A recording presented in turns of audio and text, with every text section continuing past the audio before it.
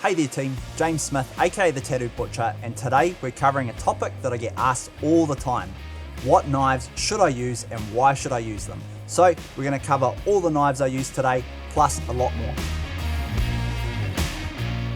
So to start things off guys, we're going to start with the biggest knife, and that's our 10-inch curved steak knife that we use from Victory Knives.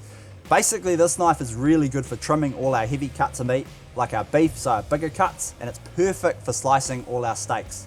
We want a longer knife so that when we're cutting, we're actually getting a nice gliding motion and we're not necessarily sawing through our steaks or sawing when we're trimming our beef cuts or our bigger cuts. So it's better than using, say, a smaller knife like our 5-inch bony knife here for trimming and slicing.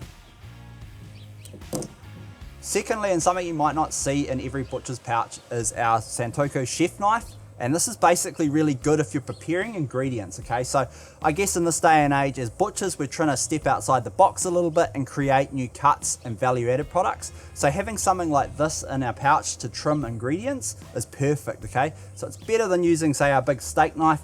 It's a little bit easier to keep the tip on our board and move nicer rather than, say, our big steak knife, which can be just as good, but it doesn't quite cover off the same job. So having one of these in the pouch is super handy, and I recommend it to a butcher if they didn't already have one. So our next knife that we're going to touch on is our 6-inch curved boning knife. So this knife is probably the knife that I use the most throughout the day. This is perfect for breaking and boning our beef, boning out our pork, venison, so more our bigger animals. It gives us that inch longer than the next knife that we're going to touch on, which is the 5-inch knife, and it's also good for getting out that silver skin, little extra tight fatty bits, and all those kind of things. And last but not least guys, we're going to touch on our 5-inch curved boning knife. This one's really good for doing our lamb, okay, so our small animals, and then also you can use it for your cuts like your chicken.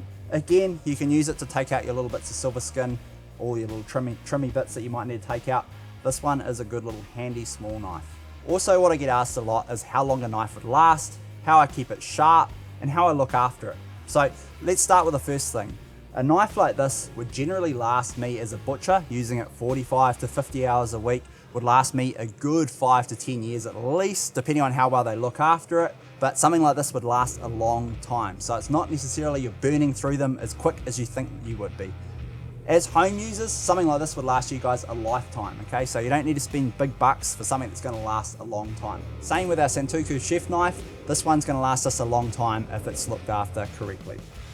When we move down to our boning knives, these ones don't last quite as long as butchers. Something like this would last a butcher a good year and a half if it was heavily used, okay? So you're breaking and boning and doing a lot of animals and you're having to constantly sharpen that knife once a week. This one isn't gonna last as long, like I said, so it's more a year and a half. Home users, again, you're gonna get a good at least 10 years out of this, okay? So unless you're breaking and boning animals constantly day in and day out, one of these is gonna last you a long time. And that's the same with our 5-inch boning knife. Touching on knife care and keeping your knives sharp. So we're gonna start with care. If you guys are washing your knives or putting them in the dishwasher, that is perfectly fine. It's more so when the knife and the blade is actually rubbing on something in a drawer or in the dishwasher. So if you guys are washing them, I'd prefer to wash them by hand and store in something like a knife roll or a magnetic knife strip, just so it avoids that rubbing of the steel against each other. Next thing with knife care, get yourself a nice wooden block. Don't have to be a big one like we've got today, but get yourself a nice wooden board or a plastic board, okay? So if you guys are cutting any meat or cutting up your roast, avoid cutting on those steel trays. Basically, all we're gonna do is, if we're cutting on steel trays, is we're rubbing steel against steel, and we're taking that nice sharp edge and rounding it over and ruining it straight away. I hope that we covered off any questions that you might have had leading into this video. If you guys want to check out any of the Victory knives that we used today, head over to www.victoryknives.co.nz. You can purchase anything online. Thanks again for watching guys, appreciate it.